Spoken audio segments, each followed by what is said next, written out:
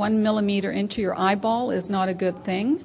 So if you ever have to go through one of those and they won't allow you to opt out, which they have to, but if you want to get on a flight and you don't want to cause a problem, you might, just go through it. Make sure your eyes are closed, so at least the eyelid is protecting the eye. I also was, happened to be one of the ones they picked. It's picked at random in some airports, and I was asked to go through it, and I refused. And so they did a pat down for me, and they delayed me a lot because they obviously don't want me to do that. So I just leave for the airport about 15 minutes earlier than normal in case I'm the one having to go through that, because I will not put my body through that. Not that 1 or 2 times would adversely hurt me. I just feel in principle that it's the wrong thing to do. Thank you so much. Thank you. Okay, I think we're going to, that's it? Or can we ask one more question? That's it. What you can do, Dr. Havas, is perhaps move to the back of the room or outside, and people can address their questions then. Okay. Our next speaker is coming on board in less than 4 minutes. Oh, okay, thank you. So I'd be happy to answer other questions outside. Thank you very much. Thank you. It is a delight to be here. I just have a wonderful feeling about this conference. There's a great atmosphere here. How many of you are new to these ideas, here for the first time? And you're in the right place, because this is the introduction to everything else. So we're delighted to have you, and hope you have a wonderful conference. And we're going to get started. I have a tremendous amount of material to present to you, and we may even go a few minutes late on each session, so just bear with me. And I may talk fast.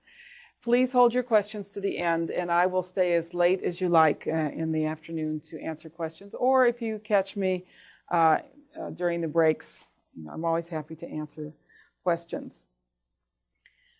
There's a big buzz about being healthy and about healthy food. It is the subject of the 21st century.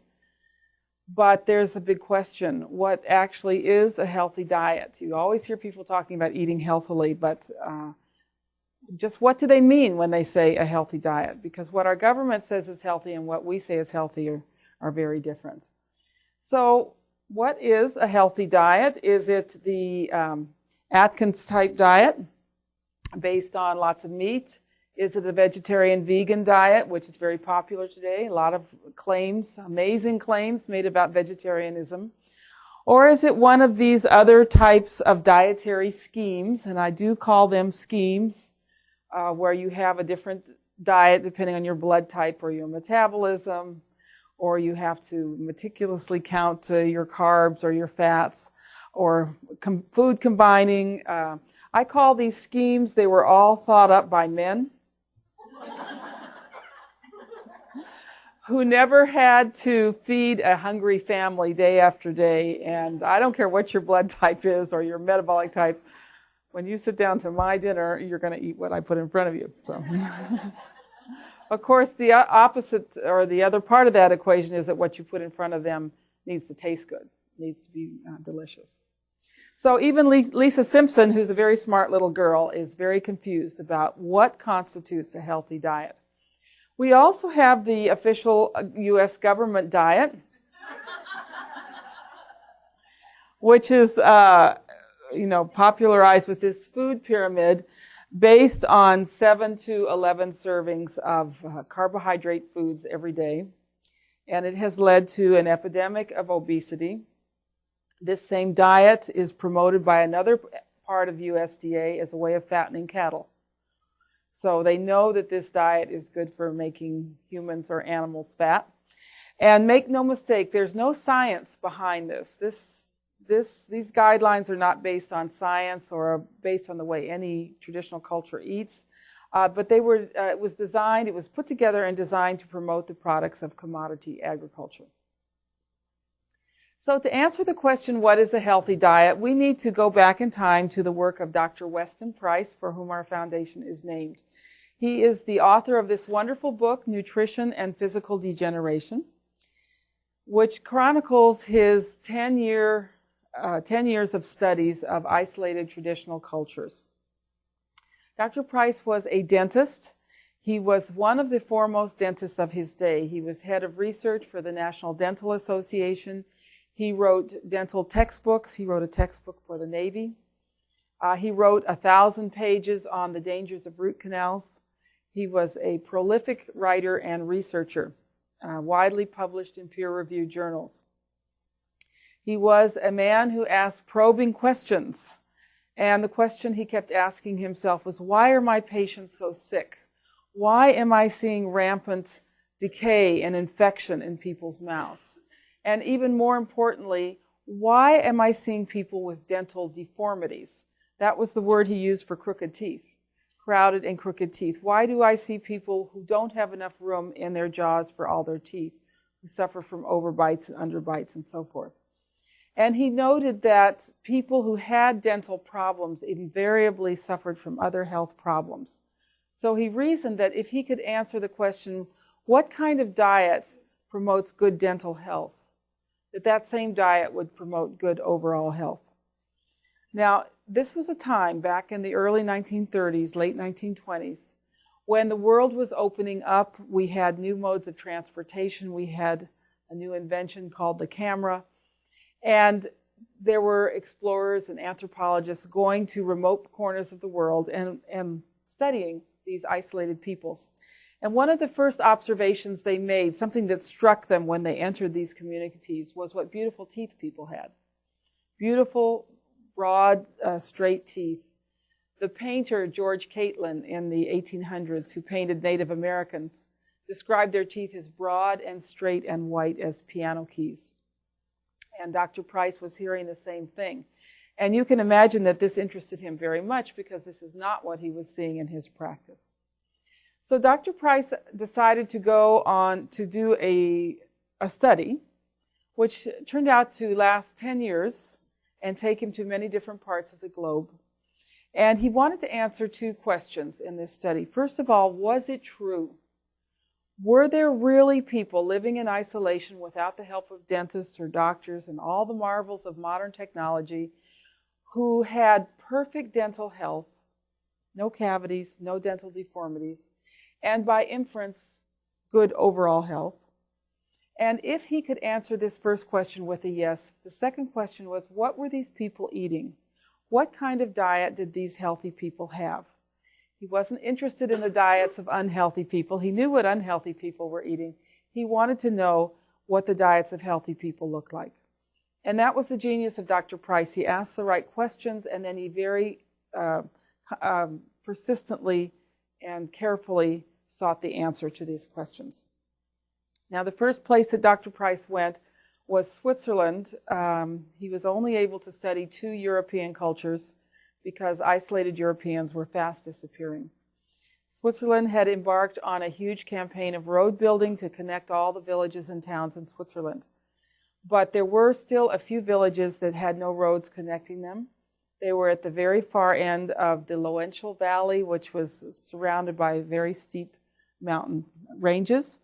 And the only access to these little villages at this end of the valley was a footpath too narrow for a wheeled cart.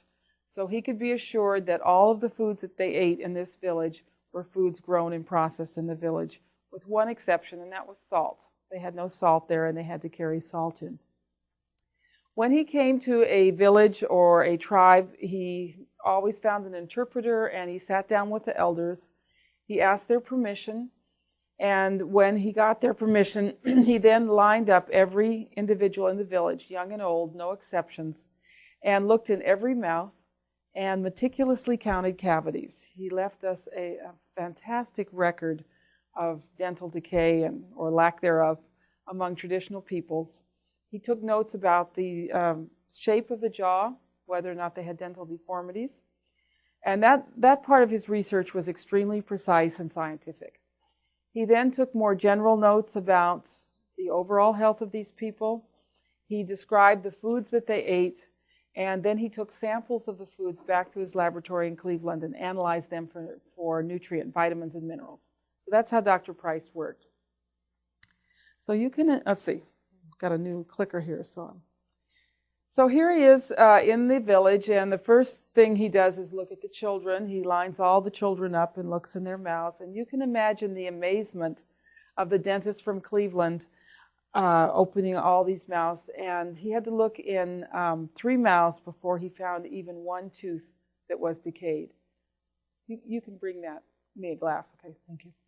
So there was less than 1% tooth decay among the children and the adults in this isolated Swiss village. And they had no toothbrushes here, no toothpaste, no fluoridated water, no dentists, no fluoride treatments, but they had virtually no tooth decay. Yeah, you can just pour me a little glass of that. That would be great. This is the Grainfields drink. It really gives you lots of energy. We'll talk about this later. And the other amazing thing was that all these children had naturally straight teeth. There was nobody in this village that needed braces. They had broad faces, strikingly broad faces, broad noses, broad nostrils, lots of air could be breathed in the high mountains. Thank you very much.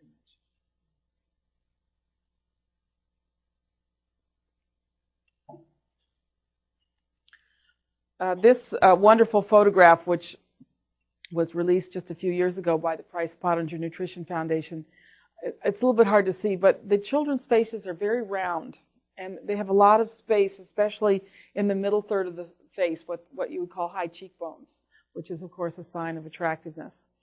The children were very sturdy and strong. They played barefoot in the freezing cold water of the streams coming off the mountains during weather in which Dr. Price and his wife had to button up their heavy overcoats.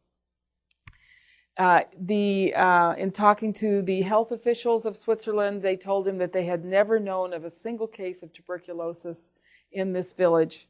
And this was a time when tuberculosis was the #1 health problem throughout Switzerland and indeed throughout the world. The men in the village were noted for their great strength. They routinely won the athletic contests held throughout Switzerland, and the women from this village were noted for their beauty. So here we have a population where he could answer that first question with a yes. They had excellent dental health, and by all that he could determine, excellent overall health. So the next question is, what were they eating? The #1 source of calories in this diet was the same food that was accused of causing tuberculosis throughout the world, raw milk.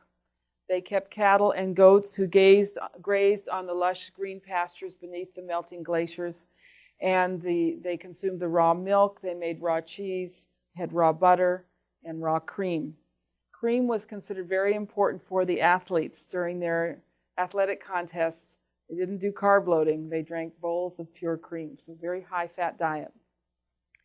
The other main source of calories in the diet was grain. They grew rye in the short summer months, and they made a very dense sourdough rye bread. Typical lunch for the children going to school would be a thick slice of this heavy bread and an equally thick slice of the raw cheese on the bread. And this is, again, very interesting because one of the theories that we have out there about why we have so many health problems today is that we're eating these two foods that are new to human beings, to the human species, dairy foods and grains. And yet here was a superbly healthy population living on dairy foods and grains. But the dairy foods were very different from the dairy foods we buy in the supermarket today, and the grains were processed and handled with much more care than the grain products that we buy today. These people did eat meat. Any population that eats dairy foods eats meat, at least occasionally, because they have animals that get old and they slaughter the young male animals. And so they mostly ate veal. And as with any traditional culture that eats meat, nothing goes to waste. They ate the organ meats. They used the bones to make soup. They ate the fats. No one was there to tell them that the fats were bad. And they had and they tasted good. The fats tasted good, so of course they ate them. They did grow some vegetables in the short summer months, but they didn't have a lot of vegetables and certainly no fruit in the diet. It was mainly animal foods and grains. Now, every culture that he went to had one or more sacred foods. The sacred foods were foods considered very important for men and women before conception, for women when they were pregnant, breastfeeding, and for children when they were growing. every population that he went to recognized the need